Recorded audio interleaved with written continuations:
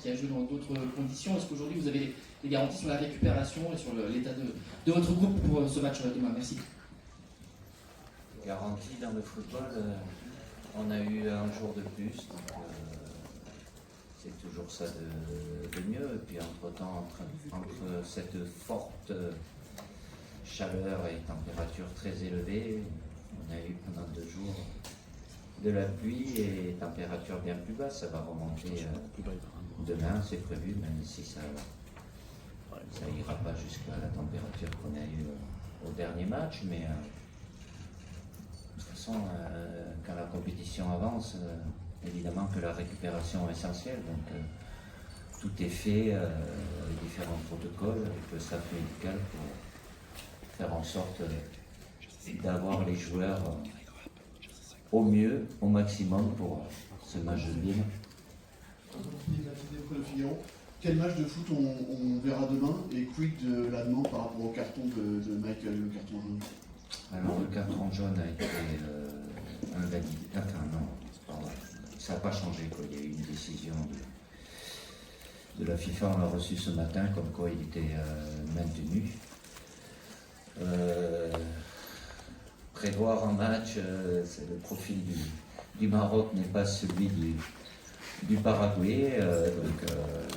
Voilà, c'est le Maroc, pour ceux qui ne connaissent pas, qui sortent déjà, on les avait rencontrés il y a 4 ans de en demi-finale. Ils ont fait une finale de Coupe d'Afrique, donc ils font partie des très très bonnes équipes avec de très bons joueurs. Ils ne sont pas là par hasard. Donc, après le match, voilà, c'est une opposition avec 2 équipes qui aiment bien avoir le ballon, qui aiment bien attaquer, qui aiment bien marquer des buts. Donc il faudra être très performant demain parce que cette équipe du Maroc est de très bonne qualité.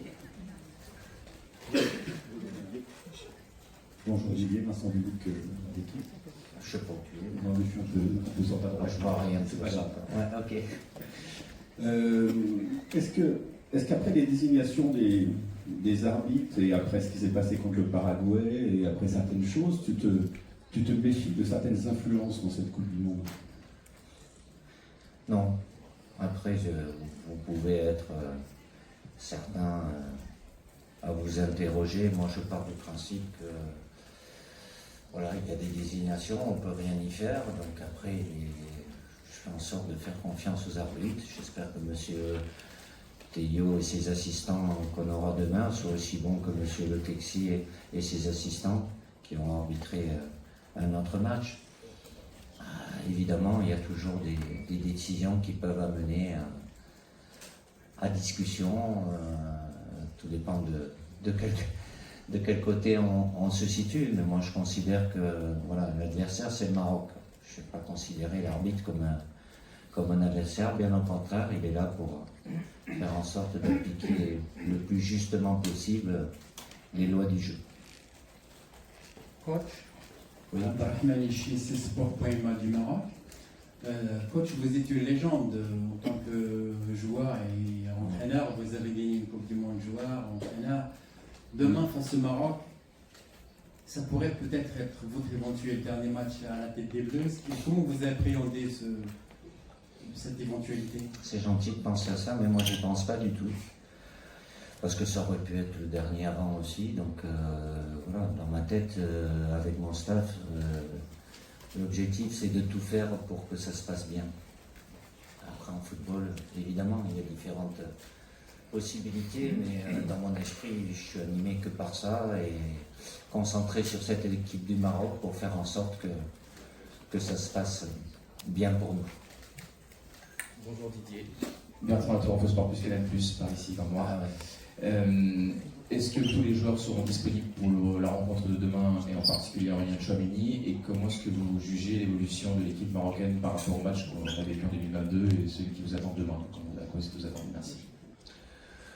Je n'ai pas encore tous les éléments, à part Aurélien, il va mieux, mais je suis parti tôt ce matin parce que pour venir ici, il faut un petit peu de temps et de route. Donc il n'y a que lui à voir, mais il va mieux, donc je ne peux pas vous en dire plus. Il participera peut-être à la séance d'entraînement aujourd'hui, mais bon, il faut que je fasse le point Après, autrement, les autres sont tous disponibles. L'évolution, oui, comme je l'ai dit, même s'il y a eu un changement d'entraîneur avec Walid Redraghi et M. Wabi maintenant, je ne sais pas si c'est une progression, ils se maintiennent dans tous les cas à travers cette demi-finale et cette finale de la CAN, où il y a de très bons joueurs qui connaissent très bien mes joueurs, mais mes joueurs les connaissent aussi, puisque certains sont dans le même club, voire amis aussi. Donc, progression, oui, mais oui, de toute façon, puisque c'est un groupe qui se connaît avec des aménagements un petit peu sur ce qu'ils font aujourd'hui, qu'ils faisaient peut-être différemment avant. Forcément, quand il y a un changement de sélectionneur, il y a toujours des petites nuances, donc on sait à quoi s'attendre demain. Juste derrière Bertrand Giaffon pour Radio France, est-ce que vous direz que c'est l'adversaire le plus difficile que vous allez affronter dans cette compétition depuis le début? Et quelle va être la clé, tout simplement, selon vous, pour ce principe? On a eu des adversaires difficiles, c'est pas parce qu'après, de par ce qu'on a fait, le résultat, oui, c'était un match facile. On a pu se rendre certains matchs faciles, mais on a eu de l'opposition élevée aussi. Maintenant, vous n'êtes pas en quart de finale de Coupe du Monde comme ça, il y a forcément la qualité qui augmente. Plus on gravit la montagne, en face, c'est meilleur aussi. Après, la clé du match, il y en a plusieurs. Et évidemment, il faudra, comme d'habitude, être le plus efficace possible offensivement. Et dans l'autre zone aussi, avec il y a des points forts des deux côtés. L'équipe qui aura plus le ballon que l'autre, tout dépend de l'attitude de l'adversaire aussi. On amène toujours de par le... C'est un rapport de force, et après, de son côté, M. Wally analyse tout ça et prend des dispositions, et moi aussi du mien. Ahmed Talal from 7 TV Moroccan Media. Good morning, Coach. If we go back to the game of 2022, many mistakes from the referee happened, especially on the occasion of Soufiane Boufal. Especially on the occasion of Soufiane Boufal. Aren't you worried if the same mistakes happen with this referee? Aren't you worried that this can affect the game?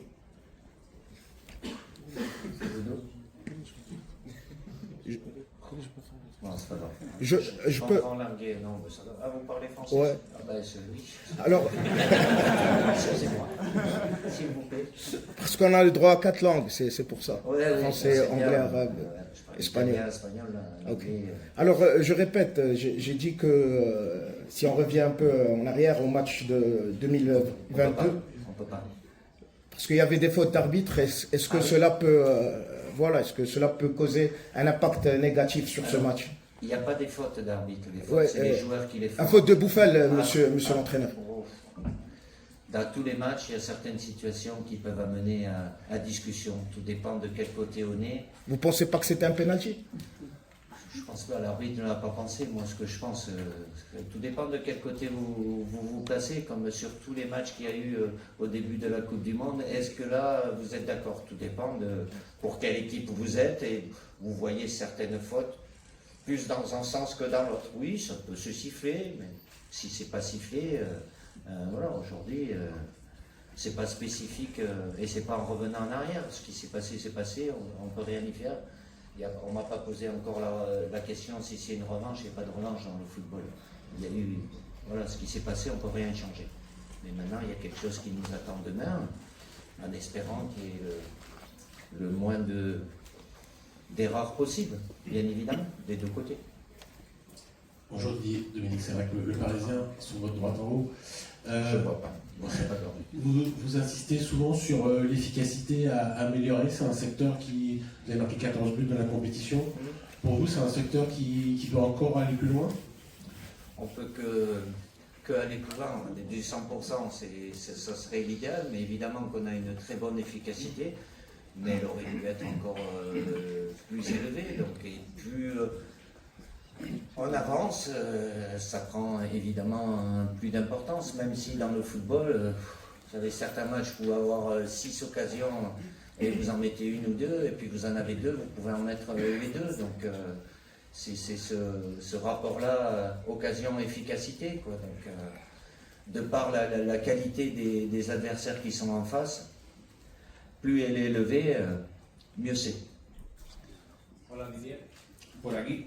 Sí. Mano levantada, Javier Gómez para la cadena COPE en España. Le quería preguntar por cómo está Kylian Mbappé. No sé si después del partido contra Paraguay han sido días duros para él, para el grupo en general, después de esos insultos que recibió desafortunados por parte de la política paraguaya. ¿Cómo lo han llevado dentro? Si han tenido que estar muy cerca de él y si me puede hacer una valoración de este partido, que en España lo vemos como un partido durísimo para Francia. Gracias. Bueno. Kylian está bien a nivel mental, ha pasado algo, no quiero volver atrás. Es un chico muy fuerte mentalmente, físicamente, está concentrado con el partido de mañana, que va a ser, sí, muy duro, porque hay dos equipos de calidad y hay solo un sitio para un equipo, pero Kylian está bien como todo el grupo, listo para mañana. Bonjour Didier, Jean-François Pérez au JDD, juste sur votre droite, mais on ne se voit pas, mais c'est pas grave, je suis là. Je voudrais vous parler de la condition physique de l'équipe de France, qui apparaît très bonne depuis le début de la compétition, même si les conditions de jeu ont parfois été compliquées, la température, la multiplication des matchs évidemment. Est-ce que c'est quelque chose que vous partagez? Est-ce que c'est une satisfaction pour vous de voir des Bleus qui sont forts de ce point de vue-là? Et est-ce que ça peut faire la différence d'ici à la fin du tournoi pour aller chercher la Coupe du Monde? Merci. C'est important dans une grande compétition comme ça d'être bien sur le plan physique. C'est vrai qu'à travers toutes les datas que l'on a après nos matchs sont bonnes, voire très bonnes. On n'a pas eu beaucoup de temps pour faire la préparation, encore moins avec ceux qui étaient concernés par la Ligue des Champions, mais il y a eu un programme pour certains un peu plus individualisé pour permettre à l'ensemble du groupe. C'est l'objectif à chaque fois que j'ai avec le staff, et Cyril Moine, notre préparateur, a fait un très bon travail pour arriver à chaque séance. J'aménage par rapport à la situation de chaque joueur. Je pars du principe, moi ça ne me gêne pas du tout qu'il y ait un joueur qui rate une ou deux séances, et c'est pour qu'il soit mieux le troisième jour. Donc voilà, c'est relativement individualisé en ayant déjà ce qu'on voit qui est important, et puis les datas qui nous aident bien évidemment et qui viennent confirmer ou pas ce qu'on a pu ressentir ou ce qu'on a pu voir. On va prendre une dernière question. Olof Lundtil for Sweden. Good morning, coach. You've been both a player and a coach, being part of many championships. Getting the team spirit right, we know from French history, it's not always right. How can you explain that you've got it right this championship? That it's a big group of players really work together. I read that Kylian Mbappé, he was said in 2021 it didn't work together as a group in the same way to get the team spirit working.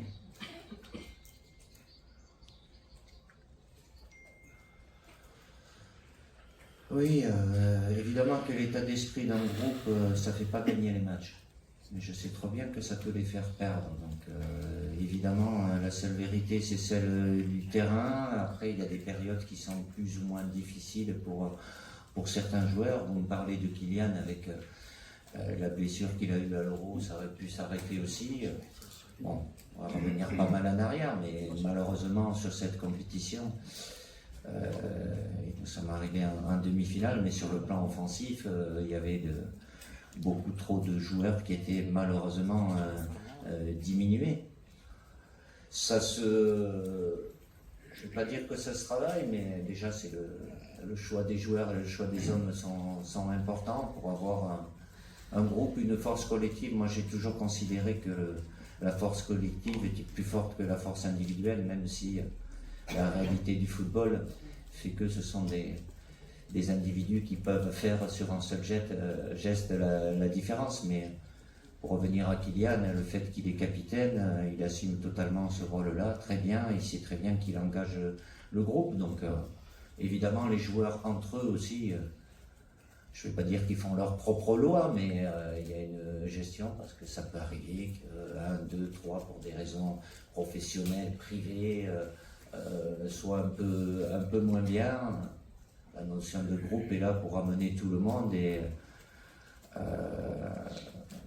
je fais en sorte, et j'ai eu jusqu'à maintenant beaucoup de plaisir à voir le groupe France dans ces grandes compétitions, de par ce qu'ils font sur le terrain, mais aussi parce qu'on passe les journées ensemble. On est H24 ensemble, là on est depuis, c'est la 7e semaine, depuis le début de la préparation, donc même si tout passe vite aujourd'hui, mais ça doit être du plaisir en tenant compte que tout dépend des caractères, des personnalités, ils ne sont pas tous les mêmes, ils n'ont pas tous les mêmes sensibilités, mais cette diversité, j'ai toujours considéré, et quand j'étais joueur aussi, que ça doit être une force, et ça continuera à être la force de l'équipe de France. Merci. Merci, DJ. Thank you for your attention. Next press conference C'est today pas will normal, be monsieur. 6:45. On a le droit de poser des questions. Vous donnez juste la parole aux Français. Nous, les Marocains, on a eu le droit de questions. C'est une conférence FIFA, monsieur. Une dernière question. Je suis désolé, j'ai un peu de route aussi pour rentrer, j'ai un déjeuner, il y a un entraînement. Depuis tout à l'heure, on lève la main, on lève la main. Je sais bien, monsieur, mais moi je suis parti très tôt et j'ai un entraînement à occuper. La question est la question est Vous êtes combien? Je ne veux pas défendre Raphaël, mais si vous êtes 50 à lever la main, je ne vais pas répondre à 50 questions. On fait une dernière rapide. Mais normalement, on a le droit à 30 minutes. C'est seulement 17 minutes.